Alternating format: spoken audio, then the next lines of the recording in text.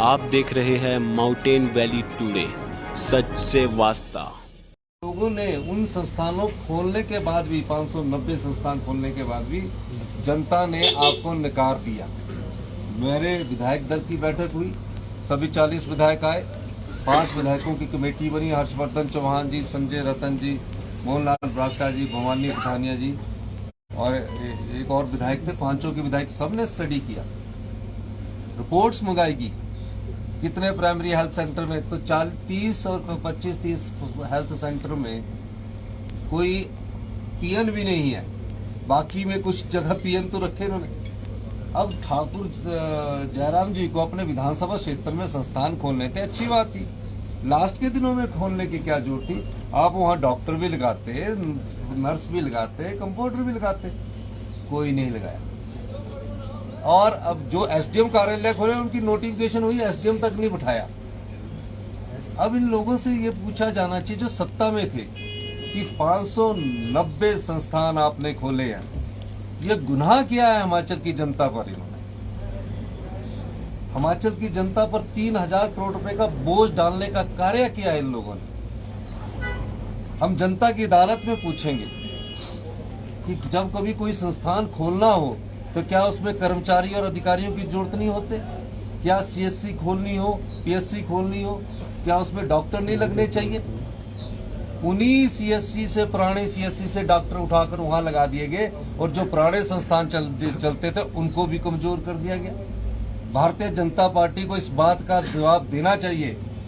आंदोलन करने से पहले आंदोलन करिए, लोगों को ये जवाब दीजिए कि 590 संस्थान जो आपने खोले उसके लिए 3000 करोड़ रुपए का आपने डबल इंजन की सरकार से 4.5 साल पहले क्यों प्रावधान नहीं किया गया? ये बात बहुत स्पष्ट है कि सिर्फ राजनीतिक दृष्टिकोण से जो संस्थान खोले जाते हैं, अगली सरकार पर बोझ डालने के लिए जो सरकार खोलने जाते हैं, हमने इसीलिए कहा है हम सत्ता के लिए नहीं आए हैं, हम व्यवस्था परिवर्तन के लिए आए हैं।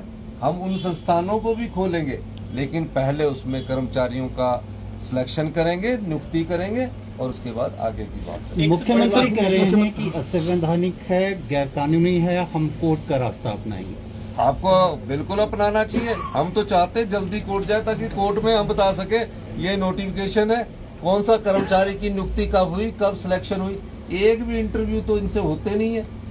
अगर इन संस्थानों को खोलने के लिए आप तो सब पत्रकार बंधु है, जितने रिजल्ट एसएसबी में फंसे हुए हैं, कोई रिजल्ट इनका पिछले 5 साल में नहीं आया, कोई इन्होंने नियुक्तियां नहीं की, तो संस्थान खोलने के लिए स्टाफ कहाँ था ये मुझे बताना चाहिए उन्हें। और आप करिए, हाई कोर्ट में जाइए, हाई कोर्ट में हम जनता की अदालत, हम तो खुद जनता की अदालत में जाना चाह रहे हैं, बताना चाह रहे हैं कि कितना बड़ा धोखा आपने हिमाचल की जनता के साथ किया, अपने विधानसभा क्षेत्र के लोगों के साथ किया। संस्थान खोल दिए, कर्मचारी है ही नहीं, पैसा है ही नहीं, बजट में आपत्तियां हुई है। एक बड़ी बात उन्होंने कही है कि सही मुहूर्त में शपथ समारोह नहीं हो पाया सरकार का और मंत्रिमंडल का गठन नहीं हो पाया है, तो ऐसे में अगर मिशन लोटस होता है तो उसके लिए भाजपा जिम्मेदार नहीं होगी। देखिए, जनता की भावनाएं और प्यार ही सही मुहूर्त होता है।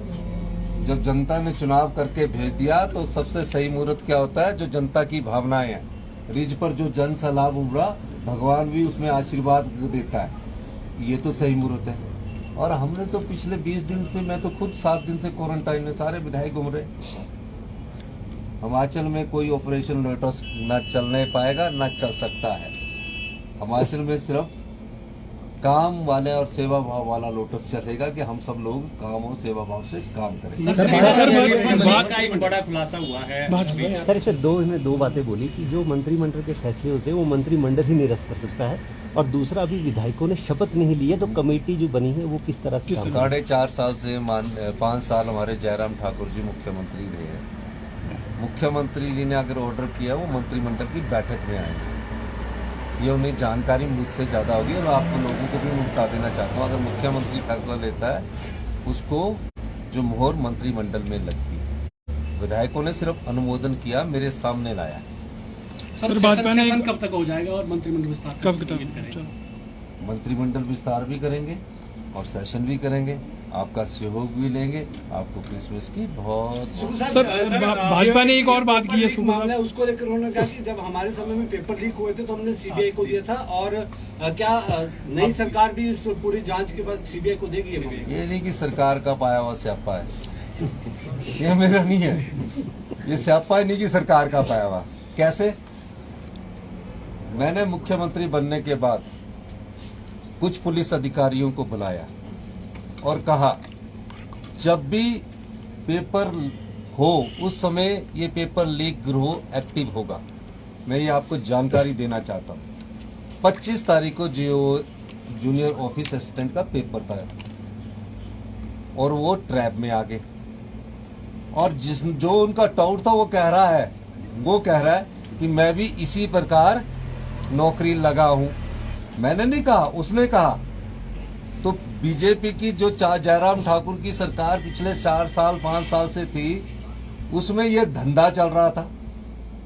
धंधा पकड़ में तब आया जब पुलिस भर्ती मामला हुआ और सिलेक्शन के बाद उस पे उसका भांडाफोड़ हुआ। इन्होंने तब वो बोला इसको कैंसिल किया। हमने तो पकड़ लिया पेपर होने से पहले।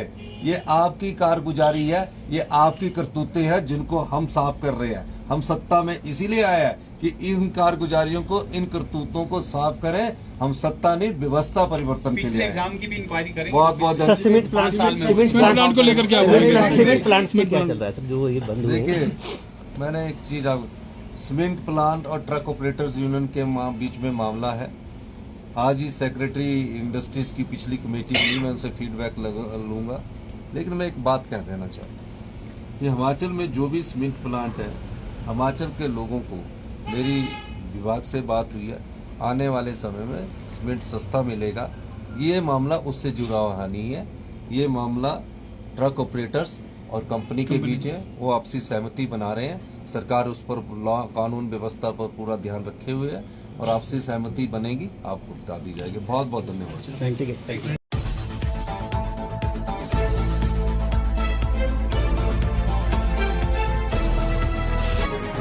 माउंटेन वैली टुडे, सच से वास्ता। देश विदेश की तमाम ताज़ा खबरों की अपडेट्स पाने के लिए सब्सक्राइब करें mountain valley today news channel को। साथ ही बेल आइकन दबाना ना भूलें। धन्यवाद।